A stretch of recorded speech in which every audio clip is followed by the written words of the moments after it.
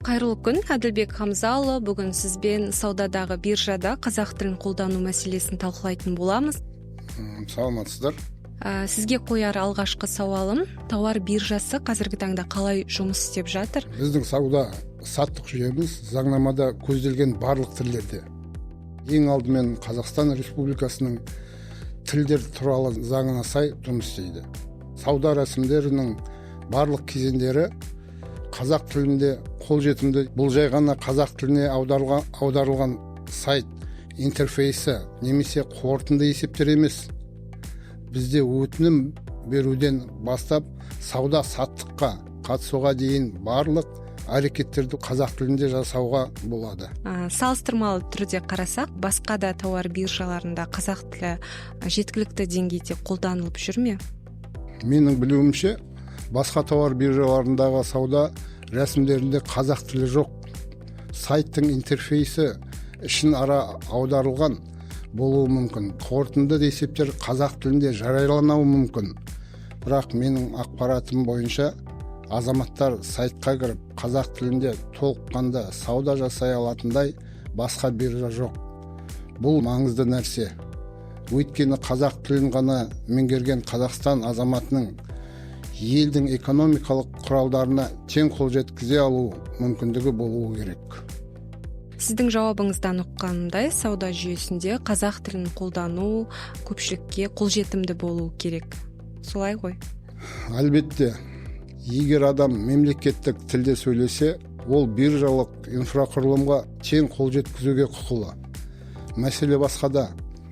Реттеуші мекемелердің біреуі болсын. Бұл сұрақ жөнінде бұрын соңды ойланды ма? Цифрлық сауда жүйелерінде тілде туралы заңның орындалуына қатысты мониторинг бар ма? Әзірге жоқ. Ендігі кезекте терминология мәселесіне тоқталсақ, қазіргі таңда барлық салада осы қазақ тілінің түсіндірме жұмыстары жеткілікті деңгейде жүргізіп жатыр деп айта алмаймыз. Әсіресе экономика саласында осы сала маманы ретінде бұған қатысты не айта аласыз? Иә, дәл солай. Бізде цифрлық платформаларда тіл заңнамасының сақталуын бағалайтын бірде-бір жүйе жоқ. Сауда жүйесінің өзі қай тілде жасалған ешкім тексермейді. Егер платформаның өзегі Ксетра немесе Плаза сияқты шетелдік технологияларға негізделген болса, онда бұл жүйелерді қазақ тіліне аударуы техникалық жағынан қиын және қымбат. Көбісі мұны мүлдем жасамайды. Мәселені жіктеп, барлығын ашып айтып жатырмыз. Ендігі кезекте заңды сауал туындайды. Мемлекет сауда биржасында қазақ тілінің қолданылу деңгейіне бақылау жүргізіп жатыр ма? Бұл үлкен мәселе. Бізде әлі күнге дейін қазақ тілінде қалыптасқан қаржылық және биржалық терминология жоқ. Мысалы, сауда. Бұл сөз контекстте байланысты сауда саттық, сауда алаңы және операция дегенді білдіру мүмкін. Министрліктер өкінішке орай қазақ тілінде әсіресе экономикалық салада түсіндіру жұмыстарын жүргізбейді. Бірақ бұл қаржылық инклюзия және азаматтардың құқықтарын тең болуы мәселесі.